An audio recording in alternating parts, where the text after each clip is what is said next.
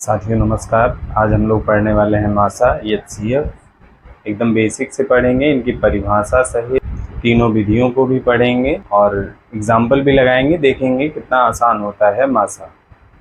तो चलिए शुरू देखते हैं। हम लोग पढ़ने वाले हैं मासा एचसीएफ। इसे हम कहते हैं महत्तम समापवर्तक। महत्तम का मतलब क्या होता है? सबसे बड़ा। और समापवर्तक का मतलब होता है सम, मतलब होता है समान, या हम इसे कहेंगे अभी कॉमन। अपवर्तक का मतलब होता है गुणनखंड। गुणनखंड, ठीक है। सबसे बड़ा मतलब हाईएस्ट। समान का मतलब हम कहेंगे कॉमन।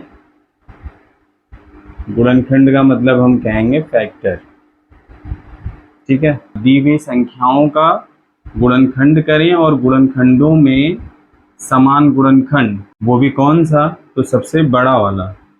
तो दी हुई संख्याओं में समान गुणनखंड जो सबसे बड़ा हो उसी को हम क्या कहते हैं? मासा। तो आइए हम देखेंगे, अभी एग्जाम्पल से भी हम चीज़ों को सीख लेंगे।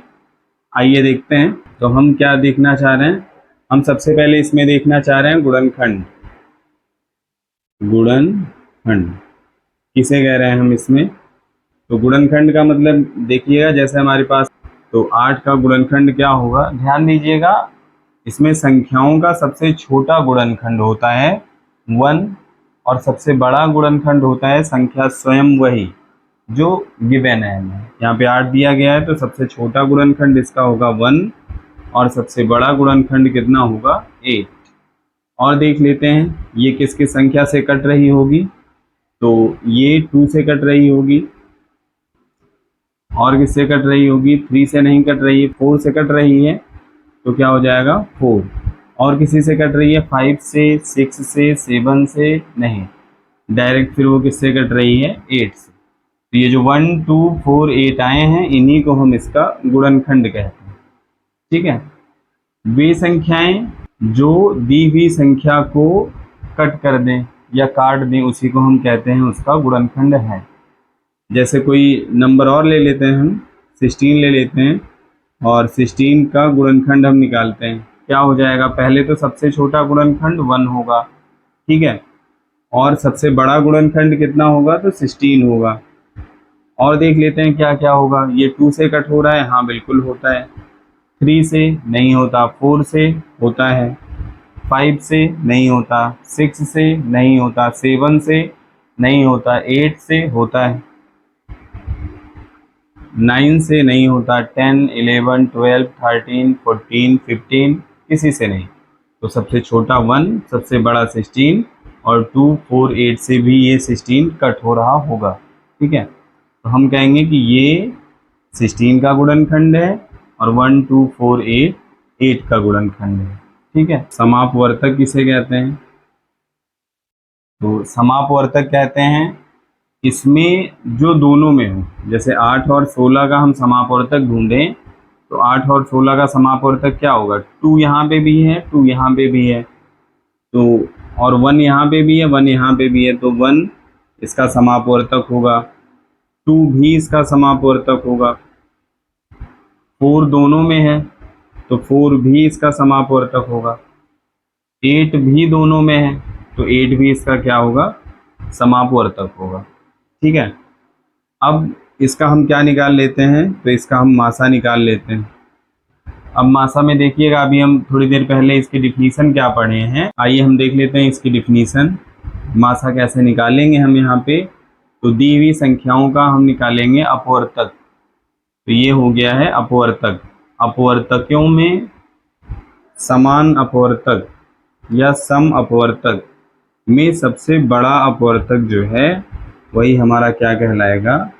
मासा कहलाएगा, ठीक है। दी हुई संख्याओं के अपवर्तक में समान अपवर्तक में सबसे बड़ा अपवर्तक ही हमारा मासा कहलाता है, ठीक है। मासा निकालने की 3 विधियां हैं। एक ये था हमारा पहला ये वाला था, कौन सा है? अपवर्तक के प्रयोग से, नंबर दूसरा है गुणनखंड विधि से, नंबर तीसरा है भाग विधि से। तो आइए हम देखते हैं। पहली विधि हमारी हो चुकी है, हम देखना चाह रहे हैं गुणनखंड विधि से मासा निकालना। हम देखते हैं गुणनखंड विधि और गुणनखंड विधि से। तो देखिएगा, पहले हम 16 और 24 का अलग अलग निकालते हैं फैक्टर गुणनखंड। तो 16 का फैक्टर निकालिए, पहले 2 से कट करिए, 2 8 जा 16, फिर 2 4 जा 8, फिर 2 से कट करिए, 2 2 जा 4, फिर 2 1 जा 2। ये हो गया हमारा 16 का फैक्टर। अब हम निकालते हैं 24 का फैक्टर।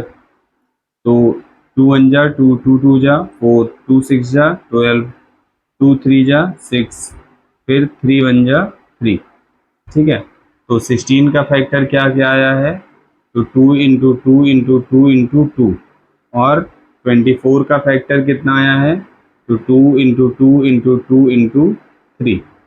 ठीक है, इसका हमें क्या निकालना है? तो हमें निकालना है इसका मासा। और मासा क्या हो जाएगा? मासा मतलब होता है मसा, जो एक एक दूसरे को काटे। देखते हैं, ये इसको कट कर रहा होगा तो हम इसे लिख लेंगे, ये इसे कट कर रहा है तो हम इसे लिख लेंगे, और ये इसे कट कर रहा है तो हम इसे भी लिख लेंगे। क्या 3 2 को कट कर रहा है? नहीं। क्या 2 3 को कट कर रहा है? बिल्कुल नहीं। तो यही जो आया है यही हमारा क्या हो जाएगा? मासा। तो 2 2 जा 4, 2 जा 8। जो मासा दिया होता है वो दी गई संख्याओं को पूरा विभाजित करता है। ठीक है, जैसे 8 2 जा 16, 8 3 जा 24। ठीक है, तो ये हमारा आता है मासा। मासा कितना आया? 8। देख लेते हैं हम दूसरा क्वेश्चन। अब यहाँ पे 45 दिया है और 105 दिया है। हम निकालेंगे 45 का फैक्टर। देखते हैं क्या हो जाएगा। इसे हम 3 से कट करेंगे। ठीक है, 3 1 जा 3, 3 5 जा 15, फिर 3 5 जा 15, फिर 5 1 जा 5। ठीक है, अब हम कट कर रहे होंगे 105 को। 105 का फैक्टर निकाल रहे होंगे, तो 105 का फैक्टर निकालिए, कितना हो जाएगा? 3 से कट करिए इसे, 3 3 जा 9, 3 5 जा 15, फिर 3 से नहीं कट हो रहा होगा ये, फिर ये 5 से कट हो रहा होगा, तो 5 7 जा 35, फिर 7 से कट करिए तो 7 1 जा 7। ठीक है, तो कितना हो जाएगा? 45 का फैक्टर क्या आया? तो 3 इंटू 3 इंटू 5। ठीक है, और 105 का फैक्टर कितना आया? तो 3 इंटू 5 इंटू 7। इसमें भी हमें क्या निकालना है? तो मासा निकालना है। अभी हम पढ़े थे कि मासा मतलब मसा होता है जो एक दूसरे को काटता है। तो देखते हैं, 3 3 को कट कर रहा है तो यहाँ पे हम लिख लेंगे 3। क्या 5 5 को कट कर रहा है? हाँ बिल्कुल कट कर रहा है, तो हम यहाँ पे क्या लिख लेंगे? 5। ठीक है, फिर इंटू 3 7 को कट कर रहा है? नहीं। 7 3 को कट कर रहा है? नहीं। तो अब हमारे पास ऐसी कोई संख्या नहीं है जिसे हम यहाँ पे लिख पाएँ। तो कितना है? 3 5 जा 15। तो ये जो 15 है वही हमारा मासा आ जाएगा। ठीक है, जो मासा आता है वो दी गई संख्या को पूरा पूरा विभाजित करता है। तो 15 से 45 भी डिवाइड हो जाएगा और 15 से 105 भी डिवाइड हो जाएगा। ठीक है, चलिए देखते हैं अगला क्वेश्चन, तीसरा क्वेश्चन। तो इसमें 36 दिया है, 64 दिया है, 144 दिया है। ठीक है, इसे हम देख लेते हैं किसी दूसरी विधि से, है ना वो भाग विधि होगी ना ही गुणनखंड विधि होगी। देखिएगा, यहाँ पे हम लिखते हैं 36 को, यहाँ पे हम लिखते हैं 64 को, यहाँ पे हम लिखते हैं 144।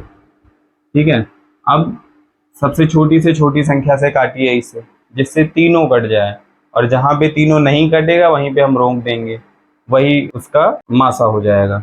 देखते हैं, सबसे पहले हम 2 से कट करते हैं, तो 2 1 जा 2, 2 8 जा 16, 2 3 जा 6, 2 2 जा 4, 2 7 जा 14, 2 2 जा 4, फिर 2 9 जा 18, फिर 2 1 जा 2, 1 इधर आया, 2 6 जा 12, यहाँ पे 2 3 जा 6, 1 इधर आया 12, 2 6 जा 12। अब ऐसी कोई संख्या है हमारे पास जो तीनों संख्याओं को काट दे? 2 नहीं कटेगा, 9 नहीं कटेगा, 3 से 16 नहीं कटेगा, 5 से कोई भी नहीं कटेगा। ठीक है, तो इसका मतलब क्या है कि हमारे पास ऐसी कोई संख्या नहीं है जो तीनों को काट पाए। ठीक है, तो यही जो 2 और 2 आया है, यही इसका क्या हो जाएगा? मासा हो जाएगा। तो 2 इंटू 2 इक्वल टू कितना आया? 4। यही हमारा मासा हो जाएगा। ठीक है, तो ये तो है हमारी गुणनखंड विधि। तो आइए हम देखते हैं अब भाग विधि। और भाग विधि हम कैसे करते हैं, एक बार छोटी सी जानकारी हम ले लेते हैं। तो देखिएगा, यहाँ पे जो लिखा होता है उसे हम कहते हैं भाजक, यहाँ पे जो लिखा होता है उसे हम कहते हैं भाज्य, इधर जो लिखा जाता है उसे हम कहते हैं भागफल, और जो नीचे बचता है उसे हम कहते हैं शेषफल। ठीक है, तो इसमें देखिएगा कि पहले हम भाग देते हैं, जो शेषफल बचता है, फिर उस शेषफल से हम भाजक को भाग करते हैं। ठीक है, और ये प्रक्रिया हमारी तब तक चलती रहती है जब तक कि लास्ट में शेषफल शून्य ना आ जाए। ठीक है, तो देखते हैं कैसे करते हैं हम। तो यहाँ पे हम 16 से 24 को डिवाइड कर रहे हैं, तो 1, तो 16 1 जा 16, यहाँ पे 4 है, 6 माइनस होगा नहीं, तो 14 में से 6 माइनस होगा तो कितना आ जाएगा? 8। ये हमारा कैंसिल। फिर यहाँ पे 8 है, अभी आपसे बताया गया कि उसके बाद जो भी शेषफल आएगा उससे हम भाग करेंगे। तो यहाँ 16 नोट कर लेते हैं, तो कितना आ जाएगा? 16। अब 8 2 जा 16, फिर ये कितना आ गया हमारा? 0। ये हमारा शेषफल है।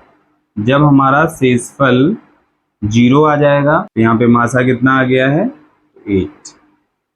ठीक है, मासा कितना आ गया है? 8। उसके बाद यहाँ पे देख लेते हैं, ये तो 2 अंकों का था, अब हम 3 अंकों का देखने जा रहे हैं। 3 अंकों का हम मासा कैसे निकालते हैं? इसमें सबसे छोटी संख्या से उससे बड़ी संख्या को भाग देते हैं, फिर जो मासा आएगा उससे हम 144 को या दी हुई तीसरी संख्या को भाग करेंगे। अगर भाग 0 आ जाता है तो हम कहेंगे जो हमारी संख्या आई है वही तीनों संख्याओं का मासा होगा। ठीक है, देखते हैं। तो इसमें हम कहना चाह रहे हैं कि सबसे छोटी संख्या हमारी 36 से डिवाइड करते हैं हम 64 को। ठीक है, कितनी बार जाएगा? 2 बार जा नहीं सकता, क्योंकि 36 इंटू 2 72 होता है। 36 1 जा जाएगा, तो 36 1 जा कितना? 36। क्या आ गया? 14 में से 6 निकालिए, 8 आ जाएगा। यहाँ पे 5 में से 3 माइनस होगा तो कितना आ जाएगा? 2। फिर आपसे बताया गया था जो शेषफल आएगा उससे हम भाग करेंगे किसको? भाजक को। तो भाजक यहाँ लिख लीजिए आप, तो यहाँ पे कितना हो जाएगा? 36। फिर कितनी बार जाएगा? 1 टाइम। फिर यहाँ पे कितना हो जाएगा? 28। 16 में से 8 माइनस करिए, कितना आ रहा है? 8। यहाँ पे 2 बचा, 2 से 2 खत्म हुआ, कितना आया? कुछ नहीं, 0। फिर हम इस 8 से डिवाइड करेंगे किसको? 28 को। ठीक, तो 28 को डिवाइड कर रहे हैं हम, कितनी बार जा रहा है? 3 टाइम्स, तो कितना आ रहा है? 24। 8 में से 4 माइनस होगा तो कितना आएगा? 4। 2 में से 2 कुछ नहीं आएगा, 0। ठीक है, अब 4 से हम डिवाइड कर रहे होंगे किसको? 8 को। 8 को डिवाइड करिए, कितना आ जाएगा? 4 2 जा 8। अब ये कितना आ गया? 0। तो आपसे बात भी हुई थी कि जब शेषफल हमारा 0 आ जाएगा तो हम समझ लेंगे उसके ऊपर जो हमारा भाजक था वही हमारा क्या है? मासा है। तो यहाँ पे जो मासा आ रहा है हमारा, वो तो अभी फिलहाल 4 आ रहा है, तो इस 4 से हम दी गई अगली संख्या को डिवाइड करेंगे। ठीक है, तो इस 4 से हम 144 को डिवाइड करते हैं। ठीक है, देखेंगे क्या आता है। तो 4 से डिवाइड करिए, तो 4 3 जा 12, कितना आ गया? 4 में से 2 माइनस हुआ तो 2, 1 से 1 माइनस हुआ, कुछ नहीं, 4 है, 4 नोट कर लीजिए। ठीक है, फिर 4 की ऐसी टेबल पड़ी है कि 24 आ जाए, तो कितना हो जाएगा 4 6 जा 24। ठीक है, तो यहाँ पे क्या आ गया, कुछ भी नहीं। ठीक, तो ये जो 4 आया है हमारा, यही हमारा क्या है, मासा। मासा कितना आ गया हमारा 4। ठीक है, सबसे छोटी संख्या से उससे बड़ी संख्या को हम भाग देंगे पहले, जो भी मासा आएगा उससे हम तीसरी संख्या को भाग करेंगे। जब तीसरी संख्या का शेषफल 0 आ जाए तो हम कहेंगे कि जो हमारा मासा आया था वही हमारा सही मासा था, तीनों संख्याओं का मासा। ठीक है, अब हम देख लेते हैं तीसरा क्वेश्चन। इसमें भी देखते हैं वैसी ही प्रक्रिया होगी। कैसी, सबसे छोटी संख्या से उससे बड़ी वाली संख्या को हम भाग करेंगे। तो 671 से हम डिवाइड कर रहे होंगे 781 को। ठीक है, कितना आ रहा होगा, तो 1 टाइम जाएगा, तो कितना आ जाएगा 671। 1 में से 1 जा रहा होगा, कुछ नहीं, 0। 8 में से 7 कितना आ रहा होगा, 1। फिर 7 में से 6 कितना आ रहा होगा, 1। फिर जो शेषफल आया है इससे हम भाग करेंगे भाजक को, तो कितना हो जाएगा 671। कितनी बार जाएगा, 11 6 जा 66, तो ये कितनी बार जा रहा होगा, तो 6 टाइम्स। ठीक है, क्या हो रहा होगा, 6 इंटू 0 0 और 6 इंटू 11 66। ठीक है, तो 1 में से 0 1, 7 में से 6 1 और यहाँ पे 6 में से 6 कुछ नहीं, 0। ठीक है, फिर 11 आ गया, फिर हम 11 से डिवाइड करेंगे किसको, 110, तो 110 कितनी बार जाएगा, तो 10 बार जाएगा। 11 10 जा 110। ठीक है, तो कितना आ गया है हमारा शेषफल 0। तो शेषफल 0 आ जाता है तो उसके ऊपर वाला भाजक ही हमारा मासा होता है। तो मासा कितना आ गया है, फिलहाल तो अभी 11 आया है। अब हम 11 से तीसरी वाली संख्या को डिवाइड करेंगे। यदि शेषफल 0 आ जाए तब हम कहेंगे कि ये जो 11 आया है वो तीनों संख्याओं का मासा है। ठीक है, तो ये हम ऊपर देख लेते हैं। ऊपर अब हम इसी 11 से हम डिवाइड कर रहे होंगे किसको, तो 14 41 को। कितना आ जाएगा, सबसे पहले हम 1 टाइम, तो 1 बार कितना हो जाएगा 11। तो 1 से 1 गया, कुछ नहीं। 4 में से 1 गया, कितना 3। एक नंबर नोट कर लीजिए, तो 4। फिर 11 3 जा 33। 3 से 3 कुछ नहीं, 4 में से 3 1। फिर ये भी 1 कहाँ आ जाएगा, नीचे, तो यहाँ पे 1 आ गया। फिर 11 1 जा कितना 11, तो ये क्या हो गया, कट हो गया। शेषफल कितना आ गया 0। शेषफल कितना आ गया 0। अब हम कहेंगे कि ये जो हमारा 11 था वही हमारा क्या है, तीनों संख्याओं का मासा है। ठीक है, तो उम्मीद करते हैं वीडियो आपको अच्छा लगा होगा।